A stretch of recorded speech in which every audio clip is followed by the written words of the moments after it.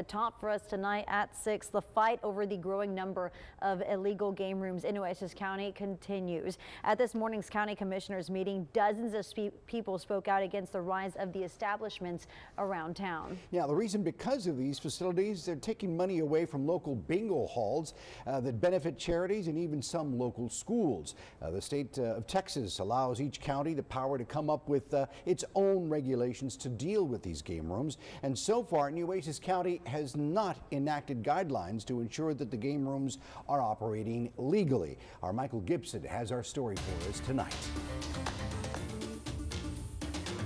I ask you today to help us. The bingo halls are not making any money. We haven't had money in almost 3 years. I don't know how much longer we can go on.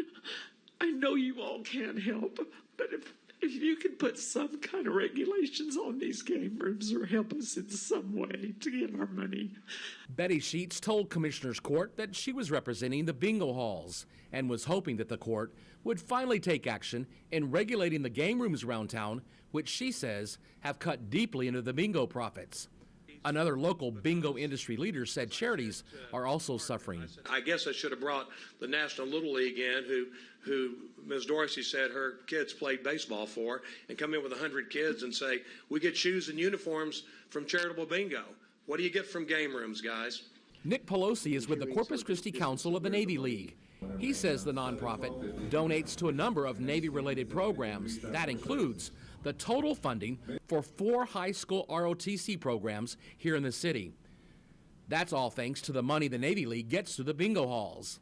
Money that he says has dried up because of the game rooms. In the past couple of years, we would receive approximately $10,000 to $15,000 a quarter to distribute. In the past year, 2 years, we've had $500. The bingo issue was not an agenda item, so commissioners could not respond to the bingo supporters. But Commissioner Chesney has asked that the question of regulating game rooms be placed on a court agenda for next month.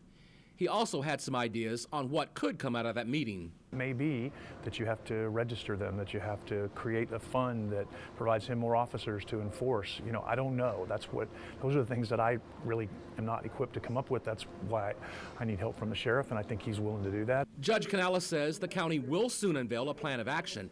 That will include the new regulations, which the county attorney has signed off on, along with who will be handing out those permits and who will be investigating the game rooms to make sure they're following the law. Identify a new office, not the sheriff's office, but identify a new office that would handle the permits, and then make certain that the court appropriates the right funding so that we could have the enforcement of those permits. Judge Canales says that will be her proposal to Commissioners Court. She says that she believes the court does have the will to pass game room regulations, and those could be before the court as early as next week. Michael Gibson, 3 News.